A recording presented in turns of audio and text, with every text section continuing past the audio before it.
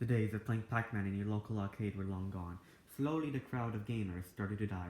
Too much quantity was being produced, but such low quality. Almost no one cares about gaming anymore. Just watch some movies in the theater or shows on cable if you want screen time. Better get the latest PC. Why spend so much on gaming? Who cares about gaming? Gaming is just a combination of board games and TV. Just a temporary trend. You can tell your kids or be cool uncle slash aunt to tell those youngsters what was called gaming and how it died. Or how it almost died. You see, there was a company out there who knew what was going on. The market needed something great. Something to keep this genre and a countless amount of people working and having a good living. And Nintendo created just the thing. Welcome to the full edition of Why Nintendo is Underrated, consisting of all four parts mashed together into one whole. We're going to start off by talking about the video game crash of 1983 and how Nintendo saved gaming with the NES. From there, we'll talk about each of the consoles Nintendo created, and afterwards going way more into detail about each of the franchises, and then we'll talk about the atmosphere and community to wrap things up before going to our conclusion. Anyways, let's begin. Remember, timestamps and chapters at the description below, so feel free to skip around. To start off with, how big was it in the first place? 97% of the industry just was gone. Let me rephrase that. In just a matter of 2 to 3 years, the industry dropped so much that only 3% of it remained. That is not even a 20th. Let me think of it like this, okay? So you had a box of pizza all to yourself after your hard work. But then your fellow friend, in the case of the crash, the computer industry stole the box from you. They ate all of it but the crust, and while throwing the crust away, missed the trash can once. They were too lazy to pick it up and you finally caught up. You had a whole box of yummy pizza. And now you just have a piece of infected pizza crust. There are chunks in the pizza story I did not include yet, and will do so as we get explore more of the crash. We begin in the 1980s. We're the golden age of arcade games. However, I challenge your approaches. The computer industry has created something called a personal computer, aka a PC. The first PC was created in the 70s, but now they are on the rise. Do you remember your first time you got to explore the internet in a personal manner? I remember that I was typing complete sentences with capitalization periods. When I was told that grammar didn't matter, oh boy did I go on a spree. It was so fun. Anyways, the internet was officially established on January 1st, 1983. Combine the interest getting released on a large scale with the rise of computers, you get interest. Alright then, so computers are interesting, but that didn't explain as we get from a delicious pizza to an infected piece of crust. And all you give me a... Good question, which is why we're going back to the pizza story. You didn't let me finish. We will talk about this later. Later? You're talking about later? Just give me a consistent voice! Just let me finish this video. You're the one swearing now. Leave! Alright, whatever. Anyways, I talked about during the chase they ate all the pizza but a crust. But how did they steal the pizza from you in the first place? Well, we all heard of quality over quantity, am I right? Well, here's what happened. There were too many games, and a majority of them were terrible. The greatest movie directors start off with indie movies, which is the first step to getting to blockbusters. Peter Jackson, director of the Lord of the Rings trilogy, started off with some, let's just say, lower quality movies to go with his budget. Lower quality productions don't earn a lot, but earn a lot compared to their budget. It is a small step, and it is a small step in money. Well, the gaming industry had a budget for big production, but instead, they just created a bunch of small ones. Well, with that in mind, let's see the theft. The computer industry had big products, and in the pizza fight, it became big weapons. They only had 2 melee knives and a few arrows, but they were high quality. Those knives could cut an entire watermelon 2 perfect halves in one quick slice, and those arrows can come out the other side. The gaming industry had a lot of weapons, the weapons being baby spoons. Yeah, they had 100, but assuming they had the same widths, the computer industry would definitely win. And thus, the computer stole the pizza from the gaming industry, and the gaming industry is left with a dirty piece of crust. Yay! A piece of crust is not going to fill a stomach, especially an infected one. So, we're in 1985, and gaming is about to die. Great warriors, such as Atari, had given themselves up to survive. Some even died before someone took them in. Things didn't look good for the industry. We know what the crash was and what caused it to happen, but how does Nintendo help? Well, this is the 1980s, remember? So what might look old today was fresh back then, and most importantly, fun, as Nintendo became the knight in shining armor to save the day, with the Excalibur being the great Nintendo Entertainment System, aka the Faticom. Introduced Super Mario Bros., The Legend of Zelda, and Metroid. Super Mario Bros. Is a revolutionary platforming game. You jump underneath blocks, you break them, or get rewards. Simply jump over an enemy to vanquish them. And this game has plenty of difficult moments that adults and children will have equal difficulty doing. Because it is a whole new genre of video games. You won't have any experience. We have The Legend of Zelda. The franchise are some of the best sandbox games to date, and the first one did a good job foreshadowing that. You explore this fantasy world, and while most sports games include a lot of grinding repetition, these games have a lot more variety. These games are based on Shigeru Miyamoto, the developer's love for outdoors. The Legend of Zelda games are pretty enjoyable for both indoor people, gamers, and outdoor people, those who love exploring. A lot of non-gamers would enjoy this game, and perhaps that is how it became one of Nintendo's biggest franchises, not only in quantity but also in quality and scope. We have Metroid. This game took platforming, science fiction, and shooting games all together to make this special adventure. Not only is this game a unique experience, this was way back in the 19s where women were rarely a part of the main cast, and if they were damsels in distress. This game has a woman main character who is in a spacesuit shooting away. These are just a few of the first party games. The console's technology was ridiculously powerful, and other companies were motivated to make some games. Instead of focusing on quantity, they focused on getting the maximum quality possible. Just look at the endless possibilities. Why limit themselves when they can do so much more? Hundreds of fun quality games became available to be played on this console. This seems pretty fun. Let's have this on top of our computer. We can't afford both. Let's have this fabulous console and just do gaming. The hell! And thus gaming rose again. I know way more about consoles and handhelds, but Nintendo has made some pretty revolutionary handhelds that I must mention. It started off with the Game Boy, which introduced Pokemon and Tetris, and while this may look cheap today, this was amazing at the time. This isn't the 20th century we're talking about, remember? Phones were nothing like they were today.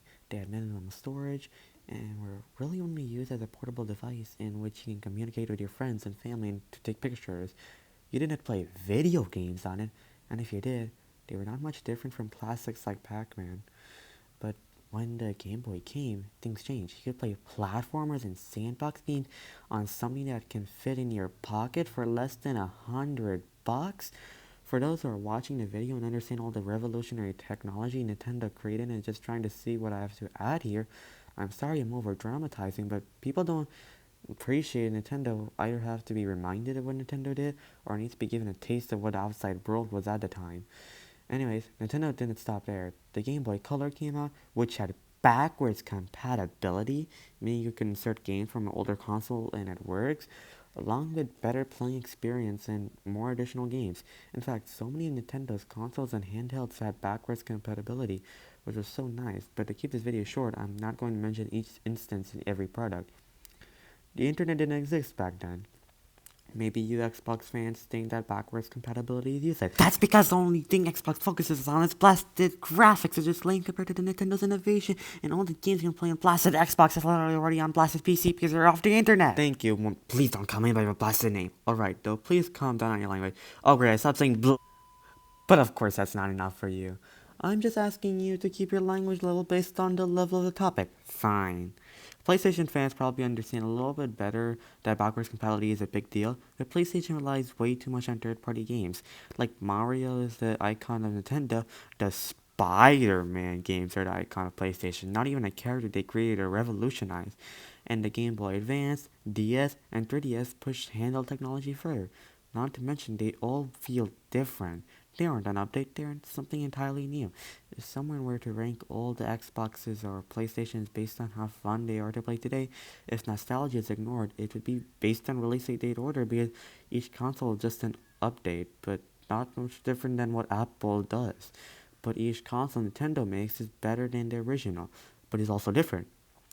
It has different original quality that surpasses all its competitors, but when compared to with other Nintendo consoles, it's really up to taste.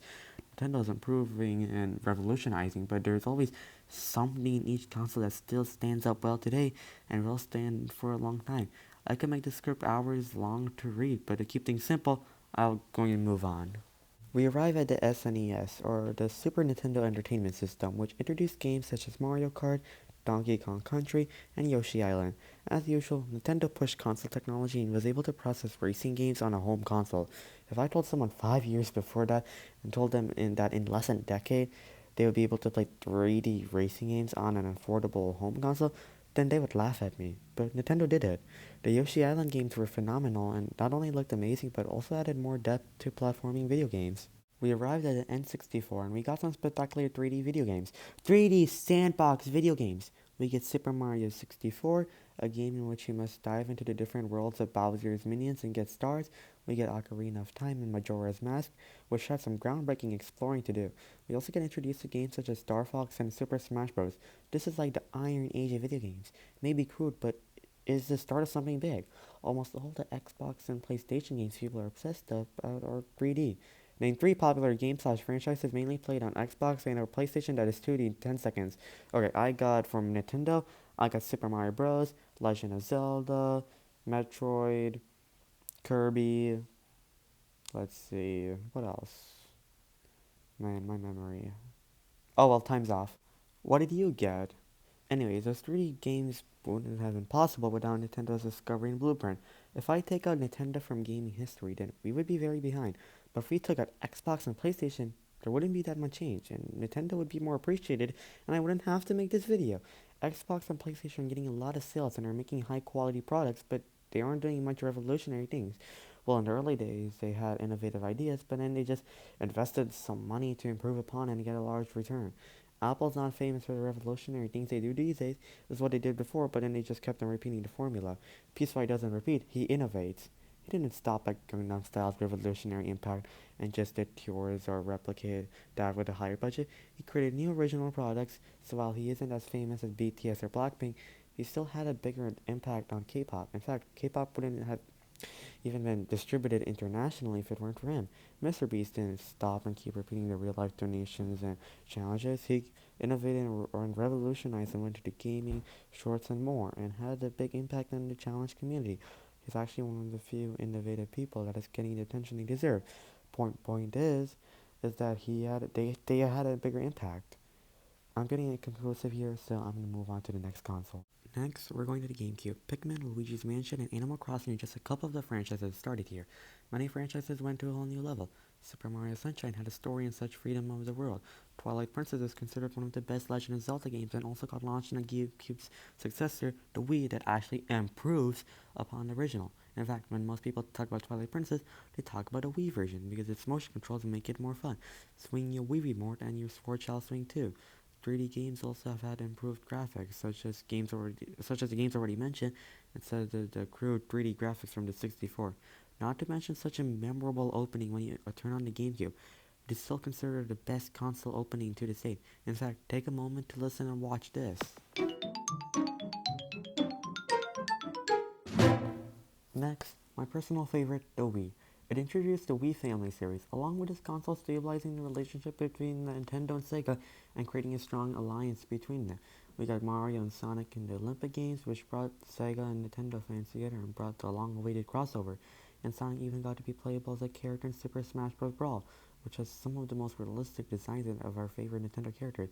If you only care about super realism and dark stuff, you must play Super Smash Bros. Brawl. Hours worth of cutscenes and character development, and he never had to speak a single sentence to invoke emotion and tell a good story. Back to the Sonic and Mario collab, and at the time, this was insane as Tobey Maguire, Tom Holland, and Andrew Garfield collabing in the same movie as their respective characters. But what did you know? It happened, and we got perhaps the best Spider-Man movie and Phase 4 movie of all time, and maybe even one of the best MCU movies of all time. Nowadays, people got so used to it that they don't even take much of a close look at how insane this would have been back then. Just like how people don't appreciate their electronics after a while. Cough, cough. Another cool thing was the Wii Shop, which had some of the most iconic older Nintendo titles in it, which helped preserve Nintendo's long and rich history of video games. Anyways, enough of talking about games. I must talk about the controls. We had motion controls before all the VR and other stuff PlayStation and Xbox created. If someone wanted to get inside a video game, they played a Wii. The character you were playing responded to the motions of your Wii remote. Let's say you're playing basketball in Wii Sports Resort. Act as if you're holding a basketball and the Wii remote in your hand. Dribble, throw, steal. All these things were possible with the motion of your Wii remote. Or maybe you're doing sword fighting in Wii Sports Resort. Your Wii remote is your sword, so enjoy battling with clever and simple motions. You can block, attack, and destroy the defense of other players, all with one button and the motion of your Wii remote. If that wasn't enough, you can also point at the screen by using the Wii remote. Let's say you want to shoot some targets, or perhaps fire your cannon at a giant blooper. Point to where you want to shoot and click the button. And you also have the nunchuck, which acts as a second hand, so you can do boxing and biking and so much more. There were so many things you can do on the Wii, but that brings gaming to life. I know the most about the Wii, which is why I have a lot more knowledge about this console. If I brought someone for every console who has a similar relationship between me and my Wii, then this video could easily be more than an hour long. Generations worth of consoles and handhelds, and many of their experts are going to make a formidable opponent. Anyways, let's go to the Wii U. Some franchises the Wii U brought were Splatoon and Mario Maker. This console is a combination of the Wii and iPads, and that brought people of many different tastes together. Maybe you prefer to look at the big screen and use console controllers, or maybe you prefer to just have the screen and controls in your hand. We, you, could play together. Sorry, I had to say that, but it was pretty cool at the time. And now we have the Switch, which is still making lots of sales today. For franchises, we don't know yet, because a franchise is only a franchise when we see some sequels to it. And this is Nintendo's latest console, so we don't know what games we see get released are one-offs or the beginnings to a large franchise. The cool thing about this console is that it had remakes from a lot of other consoles, so it helped preserve Nintendo's culture in video games. This console is both a handheld and a home console, which is a pretty cool innovation. We also have motion controls, along with the controllers be able to detach into two different ones in case you have a friend over. And Xbox fans would think the Switch ripped off their controller, even though, for that logic, they ripped off the PlayStation controller, which ripped off the 64. Not to mention, Nintendo directly aided in the original PlayStation, and so much of the Xbox is based on the PS, so... Anyways, I think it is time to dive deeper into the individual franchises Nintendo has created. For me, Mario games. The Mario franchise consists of over 200 video games, each very different, so I'm going to be sorting them into categories. We start off with a classic arcade game, Donkey Kong. It has such Hollywood designs that serve a lot of Easter eggs. Its gimmicks are pretty simple and easy to understand, and it can be played by both adults and children. Afterwards, Nintendo only went up. You got Mario Bros., which was the next step towards the NES, which was the home of the revolution of platforming gaming, plus the save gaming, but that is for another video.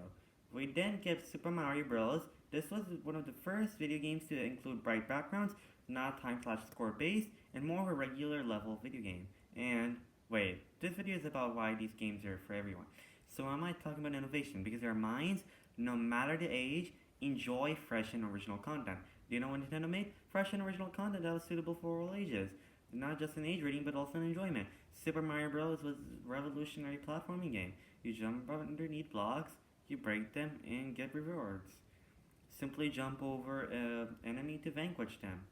And this game has plenty of difficult moments that adults and children will have equal difficulty doing, because it's a whole new genre of video games. You won't have any experience to start off with. Plus, as I already mentioned, gaming was at edge, so barely anyone was gaming. What about game about throwing your veggies to do damage? New Super Mario Bros. 2, no, Super Mario Bros. 2 International Edition did that. What about a game in which you gain animal powers? Super Mario Bros. 3 did that, and Mighty Morphin Rangers came out 5 years later as an international hit. The NES produced some games that were enjoyable by everyone and inspired other ideas. What about a 3D sandbox platformer that had revolutionary 360 gimmicks? Super Mario 64 did that. What about a sandbox game about cleaning up a tropical island from dirty enemies created by the son of the main villain who just wanted a motherly figure in his life? Super Mario Sunshine did that. What about a 3D platformer where you're in a galaxy with many planets, each with its own gravity field? Super Mario Galaxy did that. The Super Mario Bros. Platform games had different ideas and elements in each of their games. Not only did these revolutionize 3D racing games, but were all enjoyable for all ages, with playful power-ups and tracks. The super realistic racing games of Xbox and PlayStation don't have a lot of variety in terms of tracks, and that causes barely any change in gameplay experience. In the Mario Kart games, you had variety in tracks that gave a different gaming experience in each. Each track was based on the character or location of the main platform games, and the characters you played as weren't some bland reused people or brand/person, and were one of the fantasy characters of the Mario world. You also have battle mode and power-ups to sabotage other players or gain ground in the track. You will easily learn and understand this game no matter your age, and it is simply great family fun. In the next genre of Mario franchise, we have the Mario Party games. Each one had different enjoyable minigames and boards, making each one worth playing and buying, and each a different enjoyable experience with a smooth mixture of luck and basic gaming skills that children and adults will have equal chances in. and some frustrating OP moves in between to test your friendships. The RPG games, which included Paper Mario and Mario Luigi games, had various different styles of RPGs, from turn-based games to limited move puzzles. They also had a pretty engaging story to go with the typical casual Mario games. Super Paper Mario is just one example of a good story.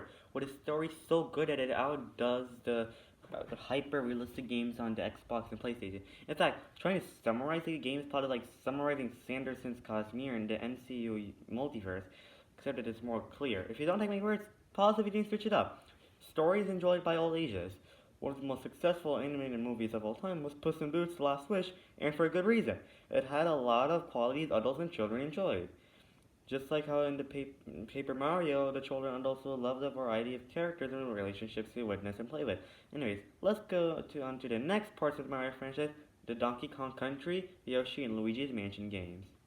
For the next one, we have the Donkey Kong Country games. It has some spectacular visuals and takes us into this whole new world, not to mention some pretty good sandbox exploring in Donkey Kong 64.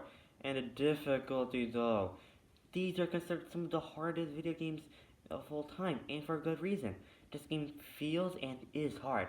After all, you aren't playing as OP human, you're playing as a gorilla who teams up with his grandpa, who's the villain in the original Donkey Kong game, his monkey-like friend's girlfriend, against animals in a crowned and clearly never sleeping crocodile, who has some wild skills like Dr. Eggman, who outruns Sonic in the original Sonic game.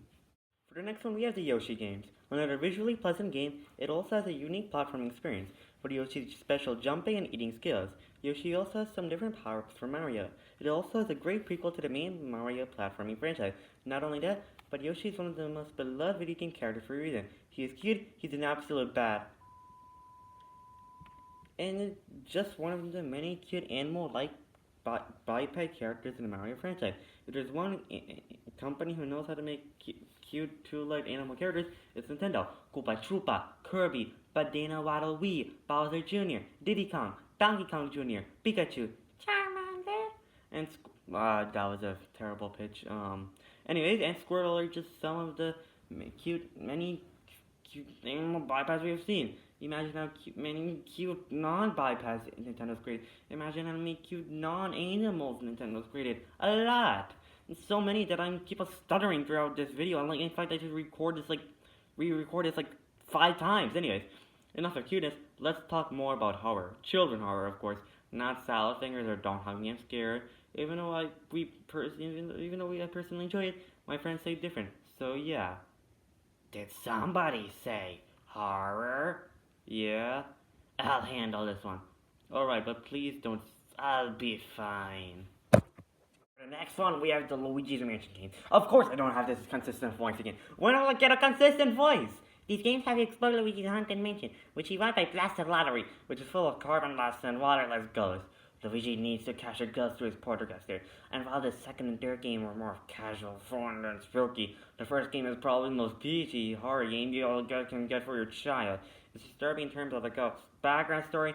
It has a terrible game over screen, and a final boss though. King Boo controlling a fake Bowser and trying to decapitate Bowser's head to try to suck in King Boo and your portercaster, just an amazing boss battle. Remember, this is a story of how a cowardly underdog has to save his brother. He's revealing how brave he truly is. Just a spectacular game franchise. Unlike Velma's Life Forsaken episodes. Okay, can I come in now? Yes. Give me a consistent voice. Give me a consistent voice! I'll give it to you eventually. Please, calm down. Don't worry, I will give it to you. I want to finally know about yourself. If you can't even control your own person, if you don't even know your personality, how will your body? Wait, what is? You know what? Let's not talk about this right now. Okay, let's just focus, right? So for the next one, we have the Legend of Zelda games. These games are considered some of the best sandbox games to this day. You explore the fantasy world of the games and encounter various enemies and cultures, and you have to complete quests in order to accomplish your goals. Most post games include a lot of grinding repetition, but these games have a lot more variety. These games are based on Shigeru Miyamoto, the developer's love for the outdoors. The Legend of Zelda games are pretty enjoyable for both indoors people, gamers, and outdoors people, those who love exploring.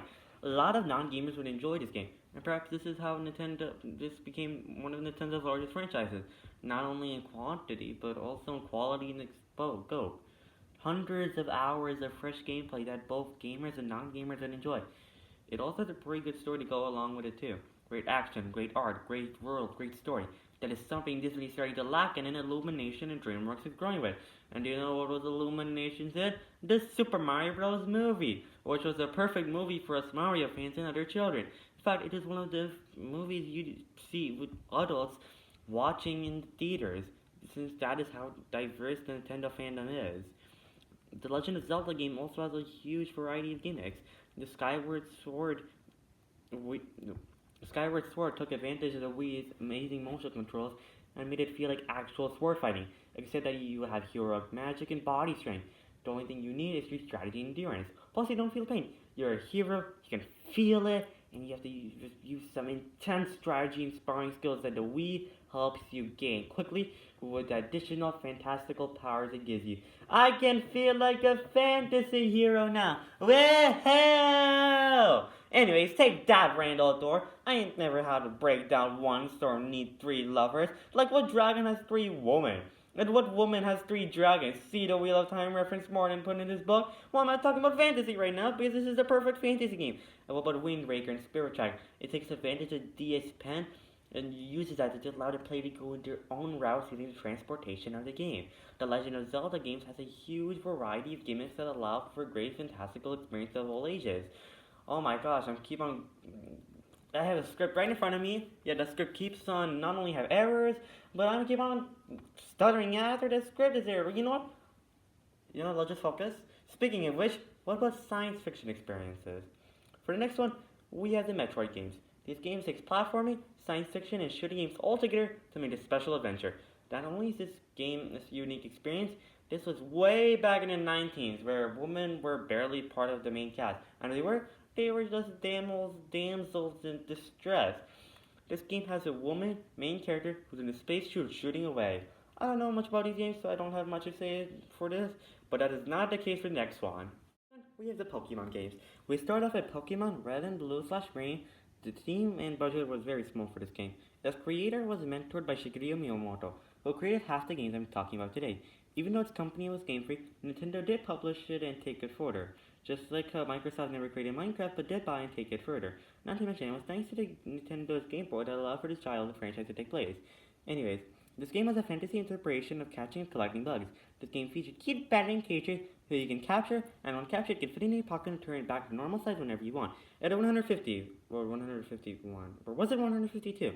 You know what? I'm not going to overthink the whole Mewtwo and Mewting, and just focus.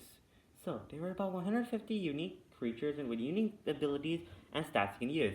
Not to mention such iconic designs, especially when colorware was very limited for handles and only possible through a TV. You had an iconic villainous organization, Team Rocket, who abused these fantasy creatures. The story was simple yet heavily focused on the gameplay, and it had some unique cities and nature for us to explore. It also had the evolution feature, which has your Pokemon, when strong enough, mutate into a more powerful being. For example, this cute plant and animal hybrid Bulbasaur evolves into an Ivysaur, which evolves into a Venusaur. Why did I type that in my script? Anyways, and you can see some clean designs in them. The series exploded and even got an iconic anime series which is still going on to this day. In fact, they only had to change the main protagonist once. The anime became a first anime for many and really established what an anime looks like to children, with iconic and colorful designs, playful screaming, stomach growling, and newbie hotshot. It became one of the most dubbed shows ever. The next game, Pokemon Gold and Silver, yet again took the franchise further, with more than 100 brand new Pokemon, and took the story further, with a large post-game in which you can go back to Kanto and challenge the protagonist of the previous game, aka yourself.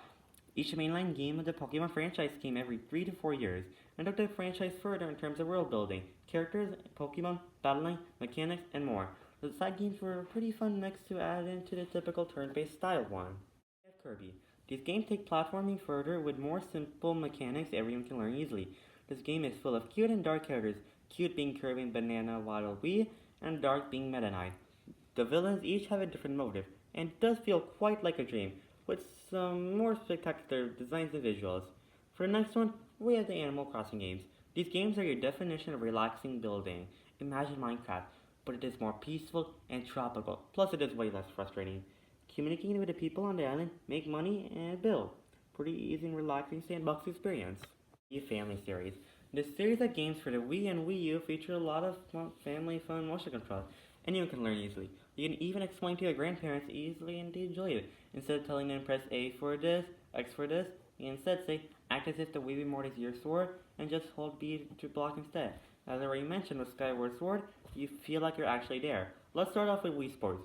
This game came with a Wii and did a good job introducing motion controls.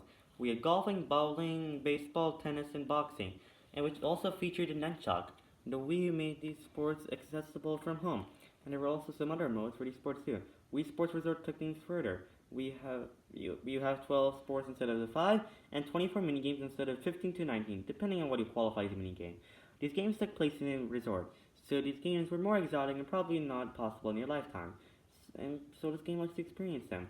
Skydiving, piloting, dogfighting, flight definition, powers of cruising, wakeboarding, and kendo-style sword fighting are just a few examples. We Play in the sequel, We Play Motion used the pointing feature of the Wii to play games such as shooting and tanks. These games are a great addition to the already awesome Wii Sports games and allow for a great family experience. We also have the Wii Fit series, which helps adults exit out of their middle age crisis, and the Wii Party, which combines Mario Party with the typical Wii family games. We have the Super Smash Bros. Series. I know we have skipped the Mario sports games, Pikmin, Splatoon, and more, but Nintendo has created so many great franchises that it's hard to cover them all. And if the Xbox and PlayStation fans aren't convinced by now, I don't think they'd ever be convinced no matter how long I make this video. And besides, I'm stuttering a lot in this video, so I'm just in that phase right now. If I make this video longer, then I'll stutter more. And I don't think anyone wants to see that. Anyways, the Super Smash Bros. Games were the ultimate collab of all franchises I've already mentioned. It brought all Nintendo fans together and created an ultimate battling experience for all to enjoy. It had a normal custom battle mode, online play, multiplayer, story mode, and more, with iconic character moments and memorable experiences. Now, let's talk about Nintendo's awesome community and atmosphere. The first part we're going to talk about is Nintendo's music. Nintendo really knows how to make their music enhance the feeling you're getting when you're playing a certain part of their games. The opening is Super Smash Bros. Brawl, the biggest crossover Nintendo to its release date, should make you feel excited and anxious, and above all, feel epic. An entire opera? Now that's epic. Now take a moment to listen to this music.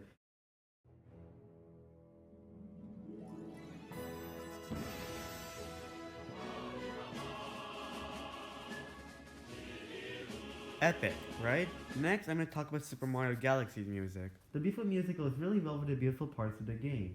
Take a moment to listen to this music. If you're about to say that Nintendo has just hired a bunch of composers for each game and didn't create it themselves, well, Nintendo actually has a music department dating back in the 1980s full of composers. And even if Nintendo didn't make the music, what exactly does PlayStation and Xbox do anyways? They are investors. Xbox especially. They don't even create the games for their console. The most they do is buy the company of the one who makes the video game. Now, I would love to keep on putting in more amazing Nintendo music, but then you guys would be bored, so let's move on to Nintendo's art. Before you Xbox or PlayStation fans start talking about Nintendo's quote-by-quote trash graphics, then Rovio once made a game with realistic graphics. And you know what a majority of Angry Bird fans said? It's disgusting. Thus, Angry Birds Evolution became one of the worst Angry Birds games to this day. Realism doesn't mean everything. The art and graphics are connected in it. Do you know why people don't like the Man of Steel movie? Because Superman is supposed to be more upbeat. Why such a dark mood? Shazam got way more positive reviews when it was as fun as upbeat as it was from its source material. No offense, but pretty much all the games people who play on Xbox or PlayStation care about are either realistic sport, RPG, or gun games. That is why they only have realistic graphics. Nintendo has all sorts of genres, from casual platforming, Mario, to fantasy adventure, Legend of Zelda, to science horror, Metroid, to cute dog simulators, Nintendogs. You have them all. Those are just a few examples. Playful, cartoonish graphics work better for casual platforming, and realistic graphics work better for science horror. Nintendo has a huge portfolio of game genres and does have a huge portfolio of art and graphics.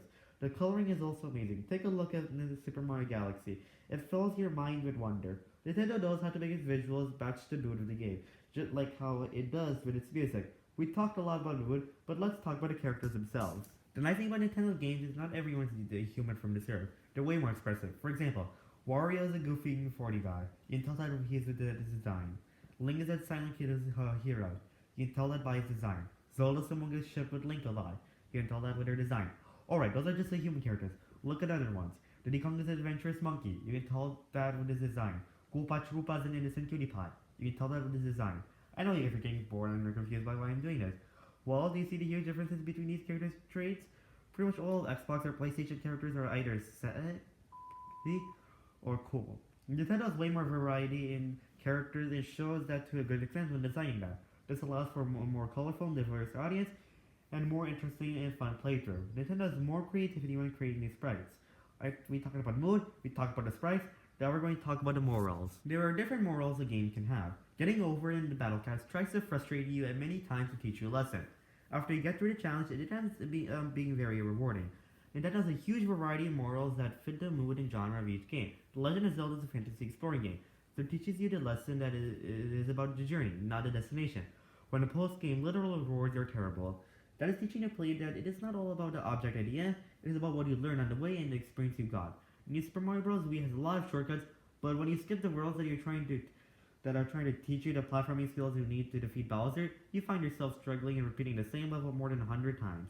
Shortcuts are great, but then you'll skip what is important to make this shortcut actually worth it. Now, we talk about a lot about Nintendo's great atmosphere, but what about its community? Xbox and PlayStation's main genre of video games are online competitive sports or gun games. Games are all about having fun. Unfortunately, some of PlayStation and Xbox fans get a little angry whenever their teammates, who almost all the time are complete strangers randomly selected, make a little mess up. I'll take it from here. Alright, Dude, you're aware that these teammates are randomly selected. You've never even seen their face, nor even hear their voice. Here you're spamming 100 of the same words. Yes, means that in verb form. If you have a problem with your teammates, instead of being immature going rage when you have no idea what's going on in their lives, play an offline game. Better, just play with your friends and or family, assuming if you have some. If you don't, chances are your social skills are weak and yelling at an unknown person is not going to help. These online games Xbox or PlayStation people play all the time have terrible communities. Multiplayer games are supposed to be full of happiness and or laughter, but instead, anger, frustration, and trash talking dominate. Nintendo, on the other hand, has more friendly and happy communities. Yes, you still get angry with each other, but the difference is that anger only arises when you're playing together in person. So you can actually look them in the eye and see their face while you're yelling at them. What about online games? Well, Nintendo's main form of online play is creating levels and playing other people's creations. YouTube, but a video game. Most of the comments are memes or positivity, not negativity. In fact, the comments are more like Reddit, where the comments are more related and making posts are super easy. There is way more fun in Nintendo's online play than in Xbox or PlayStation's. Well, online play isn't the only factor of a community. What about the YouTubers in it, since this is a YouTube video after all? Stampy and Danny Team are just the few of the legendary OG Minecraft YouTubers who are Nintendo fans. They even once collaborated with each other in Mario Kart. PewDiePie, who's considered a king of gaming, also plays Nintendo games on occasion too. Nintendo channels such as Nathaniel Bandy, Nico BBQ, and so many more dedicate themselves to fun, friendly Nintendo videos.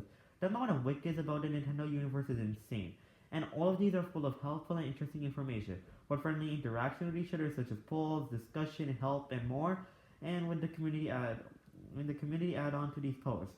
The Nintendo community is a more fun and happier place to live in, and I'm glad to be part of it.